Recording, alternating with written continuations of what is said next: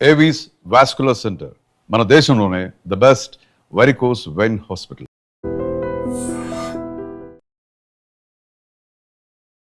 మౌనిక హత్య కేసు ఇప్పుడు విశాఖపట్నం జిల్లాలో సంచలనంగా మారింది. ఎందుకంటే అతి కిరాతకంగా హత్య చేసినటువంటి నేవీ ఉద్యోగి రవీంద్ర అసలు మౌనికని ఎందుకు చంపాడు? తను చెప్తున్న మాటల ప్రకారం మౌనిక నా ఐడి కార్డు తీసుకుంది, అదే విధంగా డబ్బుల గురించి వేధించింది, అందుకే అతి కిరాతకంగా చంపానంటూ కూడా తనైతే మాత్రం పోలీసులకి తెలిపారు. కానీ అసలు మౌనిక ఎందుకు వెళ్ళింది, అసలు మౌనిక బ్యాక్గ్రౌండ్ దాని గురించి కూడా వివరాలు మాట్లాడేందుకు మౌనిక యొక్క తండ్రి ఉన్నారు, మృతురాలు ఎవరైతే మౌనిక ఉందో. సార్ నమస్తే అండి. అసలు మౌనిక నిన్న వెళ్ళేటప్పుడు మీకు ఏమని చెప్పింది? అమ్మాయి పంజాబ్ నేషనల్ బ్యాంక్ లో చేస్తుంది అమ్మా, పాప రెండో పాప గవర్నమెంట్ ఉద్యోగం. అయితే అమ్మాయి పార్ట్ టైం మధ్యాహ్నం వరకు చేస్తే తర్వాత ఈవెంట్కి వెళ్తుంటది, ఎందుకంటే మాకు హ్యాపీగా ఉండవచ్చని. దాంతో నాకు ఉద్యోగమే, చిన్న ఉద్యోగం వ్యాపారం ఉంది. మా ఇంట్లో ప్రతి ఒక్కరికి ఉద్యోగాలే, మాకు డబ్బులు అవసరం ఉండదు, బయట వాళ్ళకి డబ్బులు అవసరం ఉండదు. ఎందుకంటే మా పాపకి వచ్చి లవ్ గివ్ మొన్న సంబంధం చూశాను, చూసింది. ఎందుకంటే అమ్మాయి ఎవరైనా లవ్ చేసావా, ఎవరైనా ఉన్నారా అంటే అలాంటి లేవు డాడీ, నేను ఉద్యోగం చేస్తాను కానీ అలా ఏదైనా మీకు చెప్తాను కదా, నాకు భయం లేదని చెప్పమంటే అదేం లేదైతే సంబంధం చూసాం. రేపు మా పిల్లవాళ్ళ పాప అలాంటి దాన్ని వాడు ఏం చేశాడు, ఏ విధంగా ట్రాప్ చేశాడో అది నేవీ వాడు. నేవీ అంటే అర్థం ఏంటి, ప్రజలను రక్షించాలి, అది రక్షించవలసిన భక్షిస్తున్నారు. ఆల్రెడీ అంటే గతంలో కూడా అక్కడ ఫ్లాట్స్ వాళ్ళు చెప్తుంది ఏంటంటే, గతంలో ఏదైతే 2025 డిసెంబర్ 31వ తారీఖున కూడా మీ అమ్మాయి అక్కడికి వచ్చింది అనేసి అని చెప్తున్నారు. నిన్న కూడా వచ్చింది. అయితే రవీంద్రకి మౌనికకి ఉన్నది ఫ్రెండ్షిప్. గతంలో ఎప్పుడైనా రవీంద్ర గురించి మీ దగ్గర డిస్కస్ చేసిందా? అమ్మ రవీంద్ర అంటే ఎవరు తెలియదు, వాడి ముఖం ఇప్పుడు వచ్చిన వాడికి ఇప్పుడు నాకు చూపించలేదు. ఇప్పుడు వచ్చి వాడు ఎక్కడ పెట్టి లోపల ఎక్కడ పెట్టారు అన్నారు, లోపల ఎక్కడ ఉన్నారంట, వాడి ముఖం తెలియదు, వాడు తెలియదు. అమ్మాయికి ఇప్పుడు వచ్చి నాకు రవీంద్ర అని చెప్పలేదు, ఎవరు చెప్పలేదు, ఎవరితో మాట్లాడి నాకు వెళ్ళలేదు కూడా. అమ్మాయి అటువంటిది కాదు, అది కావాలని చెప్తున్నారు. వాళ్ళు అపార్ట్మెంట్ కానీ వాళ్ళకి సపోర్ట్ చేస్తారు, నేవీ వాడి కదా. కానీ రేపు పొద్దున మంచి తిడతారని కొంతమంది ఏం చేస్తారంటే వాళ్ళ మీద తిరగబడతారు. ఎందుకంటే రేపు పొద్దున ఆయన వదిలేస్తారు, రేపు పొద్దున నన్ను చంపుతాడు. అదే ఎందుకంటే మాకు భయం వేస్తుంది, ఎందుకంటే వాడు చంపేస్తాడు, ఎందుకంటే వాడు నేవీ వాడు కదా. అదేందా నేవీకి ఎందుకంటే ఎవరిని చంపిస్తే ఆర్మీ వాళ్ళు నేవీ వాళ్ళకి శిక్ష ఉండదు. అదేందా ప్రజలు డిస్కషన్ జరిగినప్పుడు, పెనుగులాట జరిగినప్పుడు కానీ కనీసం నాన్న ఇలా కానీ మీ ఇంట్లో కుటుంబ సభ్యులకు కానీ లేదంటే ఎవరికైనా తెలిసిన వాళ్ళు కానీ ఫోన్ చేసి ఇలాగా కాస్త నేను ఇబ్బందికర వాతావరణంలో ఉన్నాను అనేసి ఏమైనా చెప్పడం కానీ, వెళ్తున్నేటప్పుడు కానీ ఒక దగ్గరికి వెళ్తున్నాను, ఒక ఫ్రెండ్ కలవడానికి వెళ్తున్నాను అని ఏమైనా జస్ట్ ఒక ఇన్ఫో కూడా మీకు ఇవ్వలేదు? అదే చెప్పింది కదమ్మా, ఉదయం 10:30 ఈవెంట్కి వెళ్తుంటది పాప. అమ్మ ఈవెంట్ 10:30కి వెళ్ళింది, మేము 11:30 టైంలో ఫోన్ చేసాము. సో రింగ్ అయింది, ఎత్తలేదు. ఎందుకంటే 11 టైంలో ఎత్తలేదు, ఎందుకంటే ఎత్తలేదు. అది ఈవెంట్ అంటే అర్థం, ఒక దగ్గర జాబ్ చేసినప్పుడు ఎత్తకూడదు కదా, ఎత్తలేదేమో, బిజీలో ఉందేమో, ఈవెంట్ బిజీలో అనుకున్నాను, వెల్కమ్ చెప్తుంటది. అయితే తర్వాత గంట తర్వాత పోతే స్విచ్ ఆఫ్ ఉంది, స్విచ్ ఆఫ్ ఉంటే ఛార్జింగ్ అయిపోయింది అనుకున్నాం. అయితే తర్వాత రాత్రి ఏదో రాకపోవడంతో వెతికితే ఎక్కడైనా దిగుతాము. అయితే తెల్లవారేసరికి ఇలాగా అంటే అక్కడ ఉండిపోయిందేమో, ఈవెంట్లోనే నైట్ అయిపోయి ఉంచేసారేమో అనుకున్నాం. అయితే తర్వాత ఇక ఉదయం సరికి మా పాప సెల్లో చూసింది, ఇలా చనిపోయిందని వచ్చింది వార్త. దాంతో మేము ఇచ్చేసాం. అయితే మా పాప డబ్బుల విషయం కాదు, ఎందుకంటే వాడు ఏం చేశాడంటే అమ్మాయిని ఏదో చేద్దాం అనుకున్నాడు, ఆ అమ్మాయి ఇష్టపడలేదు. దాంతో వాడు బయటకి అమ్మాయి ఎలాగ చెప్పేస్తానని ఉంటుంది, కంప్లీట్ ఇస్తానని ఉంటుంది. అదేందా దాంతోనే వాడేమో చంపిస్తాడు అమ్మాయికి. అది కూడా మామూలు చంపలేదు, నరహంతకుడు. ఎవడు ఇప్పుడు వచ్చి వినలేదు అని వినలేదు, అమ్మాయిని మొక్కలు చెగిడి అలా చేస్తాడు. అది ఆన్లైన్లో కత్తులు ఆడి ముందే ప్లాన్ చేశాడు, ఆన్లైన్లో కత్తులు బుక్ చేశాడంట. ఎన్నో వస్తున్నాయి, అదే ప్రతిదీ అదే చేశాడు వాడు. అదేందా మొక్కలు చేసి సగం కాల్చడం ఏంటి, అమ్మాయిని ఎంత నరకం అనిపించాడు. ఆడు నరకం అనిపించాలి.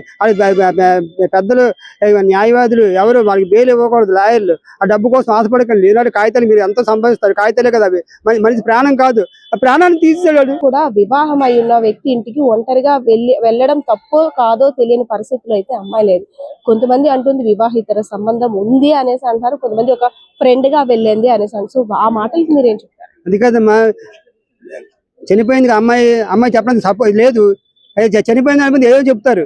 అదేందా వాళ్ళకి ఫ్రెండ్స్ ఉంటారు, ఆ చుట్టుపక్కల ఉంటారు, వాళ్ళకి ఏం చెప్పాడు, వాడు చేశాడు, తప్పు అయిపోయింది చెప్పుకుంటాడు. వాళ్ళ చుట్టుపక్కల వాళ్ళకి పరిచయం కదా, పక్క వాళ్ళు ఏం చెప్తారు, నాకు సపోర్ట్ చేయకపోతే పక్క వాళ్ళు వచ్చి బయట రోడ్డు మీద వస్తే పక్క వాళ్ళు సపోర్ట్ చేయరు నాకు అని, నేను తప్పు చేసినా బాబా అయిపోయింది అని చెప్తారు, దాన్ని కవర్ చేస్తారు. అది ఎక్కడ ఉన్నదే వివాహ సంబంధం ఉంటే మా పాప ఎందుకు పెళ్లి ఒప్పుకుంటుంది?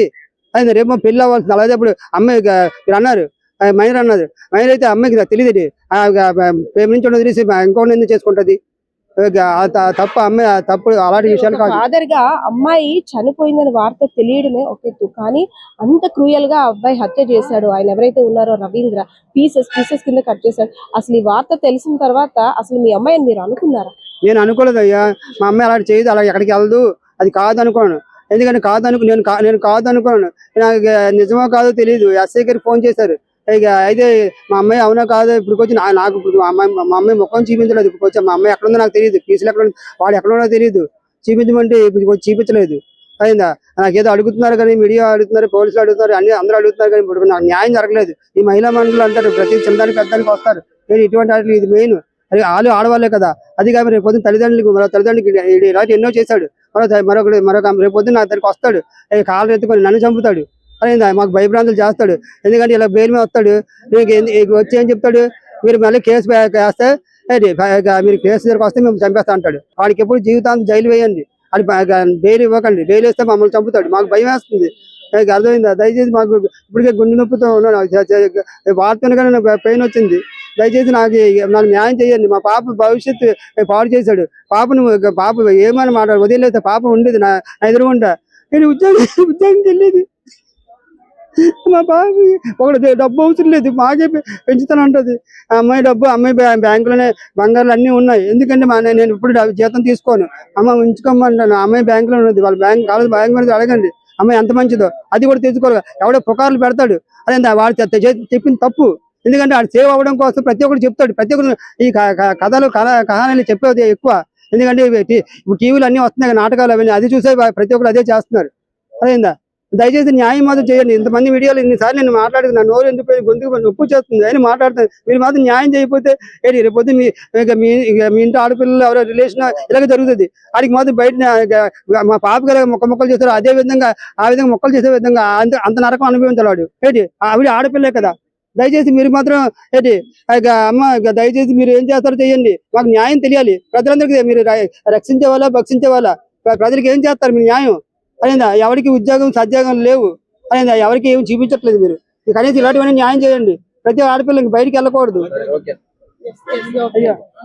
ఎస్, తన కూతురు ఒక ఈవెంట్ ఆర్గనైజర్ గా చేయడమే కాకుండా ప్రైవేట్ బ్యాంక్ లో కూడా పార్ట్ టైం గా ఉద్యోగం చేస్తూ తన తండ్రికి కాస్త ఆర్థిక భరోసాని ఇస్తున్నటువంటి నా కూతురు ఇప్పుడు నా మధ్య లేకుండా అయిపోయింది. అదే కాకుండా అతి కిరాతకంగా హత్య చేసినటువంటి ఆ రవీంద్రపై మాత్రం తగు చర్యలు తీసుకోవాలి. అదేవిధంగా కఠినమైన శిక్షలు కూడా అమలు చేయాలి.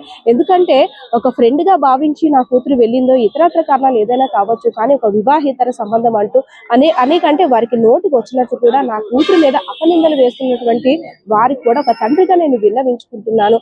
అక్కడ జరిగిన దాని గురించి అయితే మాత్రం నా కూతురు ఎటువంటి తప్పు కూడా లేదు.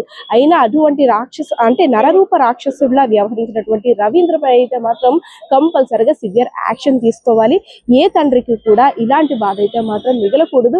అదే విధంగా ఎన్నో ఆశలతో నా కూతుర్ని పెంచుకున్నాను, అటువంటిది ఒక్కసారిగా ఇలాంటి వార్త తెలియగానే కుప్ప కూలిపోయాను. నా గుండె కూడా కొట్టుకోవడం ఆగిపోతుందేమో అన్నంత భయభ్రాంతికి గురయ్యాను. చనిపోయిందనే మాట నమ్మడానికే నమ్మశక్యంగా లేదు. అటువంటిది అతి కిరాతకంగా ముక్కలుగా కట్ చేసి మొండె మొక్క చూత కాలు ఒక దగ్గర తల ఒక దగ్గర నా కూతుర్ని ఊహించుకోవడానికి కూడా భయం వేస్తుంది. సో ఇలాంటి సంఘటన మాత్రం ఎక్కడ జరిగి ఉండకూడదు. ఆ దేవుడు కూడా నాకు అన్యాయం చేశాడంటూ కూడా వినిపిస్తున్న పరిస్థితి అయితే కనిపిస్తుంది. కెమెరా పర్సన్ బాలకృష్ణతో Padma, iDream Media, Visakhapatnam. And for more videos, please subscribe to iDream. Please subscribe to iDream. Please subscribe iDream. And please subscribe to iDream. For more videos, subscribe to iDream. please like, share and subscribe to the channel. Congratulations, iDream. Subscribe to iDream. Subscribe to iDream. So subscribe to iDream Media. iDream కి iDream team అందరికి huge congratulations. Please subscribe iDream Media. Please subscribe to iDream. Subscribe iDream. Please subscribe to iDream. iDream అంటే నా కళల ఛానల్ను subscribe చేసుకున్న నోరు తిరుగుతలేదు, మీరైతే గంట గుర్తు కొట్టండి. For more such videos, please subscribe to iDream. Subscribe to iDream. Please subscribe to iDream. Please subscribe iDream Media. Please do subscribe to iDream. Please subscribe to iDream Media. For best entertainment and information, please subscribe iDream. And don't forget to subscribe to iDream.